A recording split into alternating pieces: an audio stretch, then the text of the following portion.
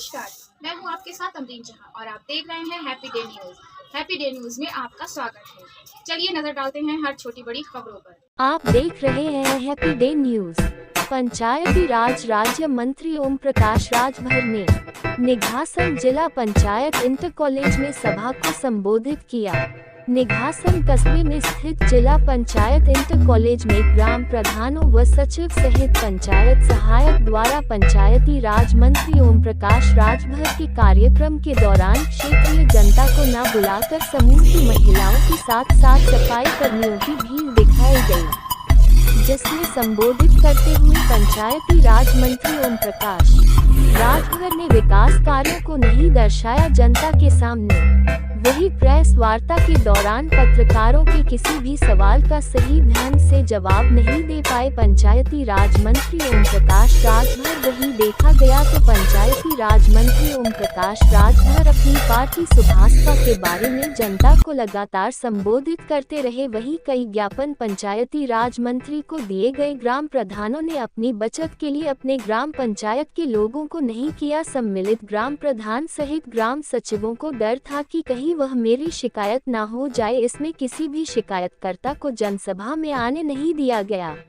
देखते रहिए हर दिन हर घंटे एक बड़ी खबर के साथ happy day news. Mohammad Shahid Ali की खास रिपोर्ट, लखीमपुर खीरी, उत्तर प्रदेश।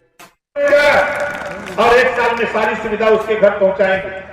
15 लाख परिवार को हम एक साथ हम सुविधा देने जा रहे हैं। और लोग कहते हैं क्या कर रहे हैं। आज अगर पिछली सरकार का आप उठा के देखिए, आज अगर उठा के आप देखिए सरकार के काम और पिछली सरकार के काम। कांग्रेस की सरकार दंगे होते थे, कर्फ्यू लगते थे। सपा की सरकार दंगे होते थे, कर्फ्यू लगते थे। बसपा की सरकार दंगे होते थे, कर्फ्यू लगते थे। आज योगी जी की सरकार में हिम्मत नहीं है। कोई भी कानून अपने हाथ में लेने की कोशिश करेगा तो कानून उसके साथ भी मजबूती से उसका काम करने का उपाय करता है। ये योगी सरकार है। इस सरकार में हिम्मत किसी की नहीं पड़ती। पिछली सरकारों में अपराधी छुट्टा साड़ की तरह घूमते थे और आज भय लगता है, कानून का राज है, ये दिखाई नहीं देता है।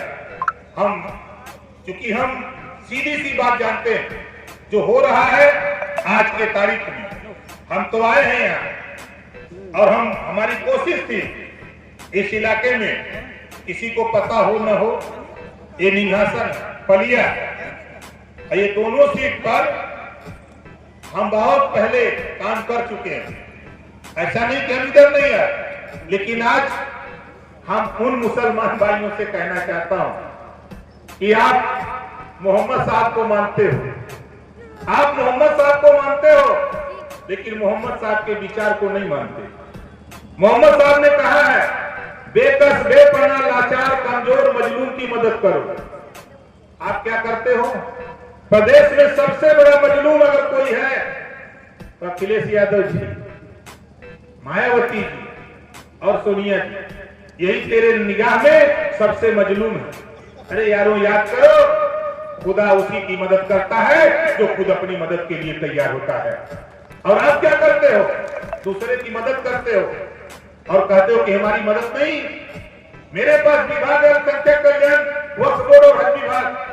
800 करोड़ रुपया हर साल अल्पसंख्यक बच्चों को पढ़ाने के लिए तनख्वाह दी जा रही है। 800 करोड़ रुपया हर साल तनख्वाह दी जा रही है।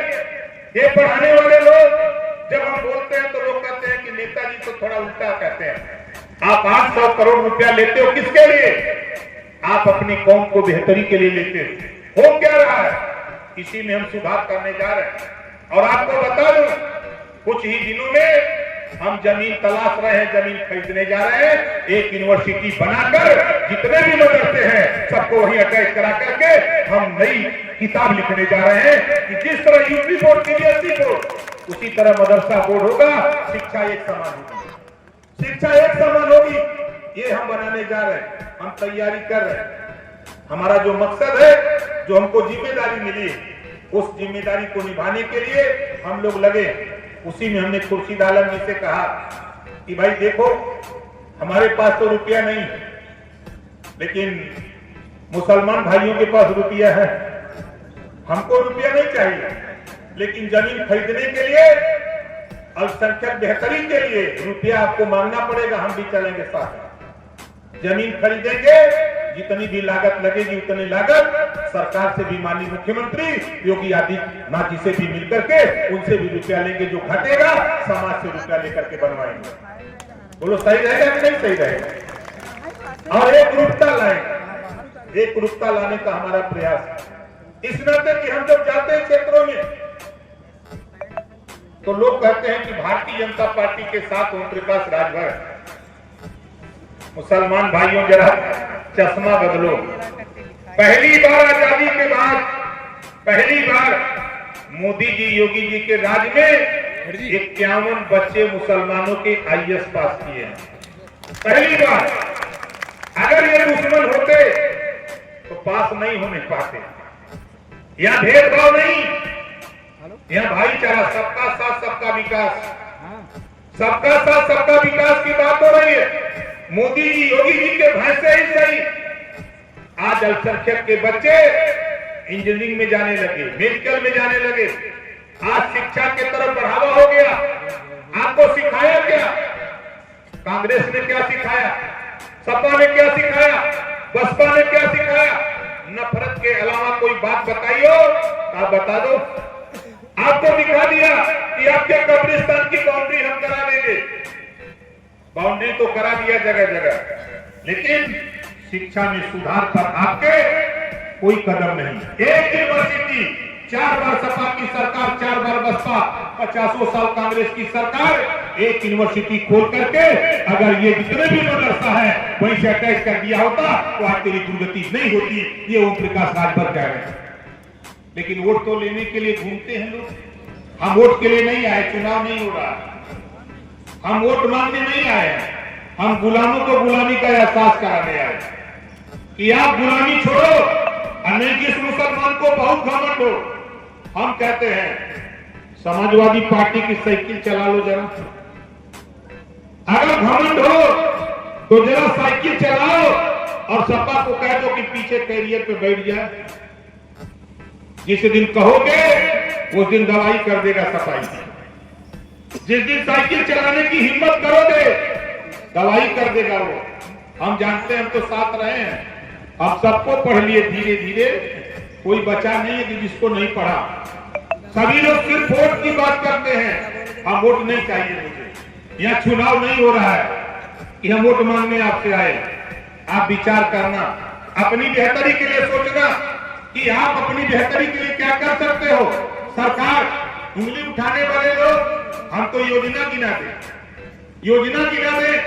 आयुष्मान कार्ड बनाया मोदी जी ने, 5 लाख रुपया। कोई भेदभाव है का?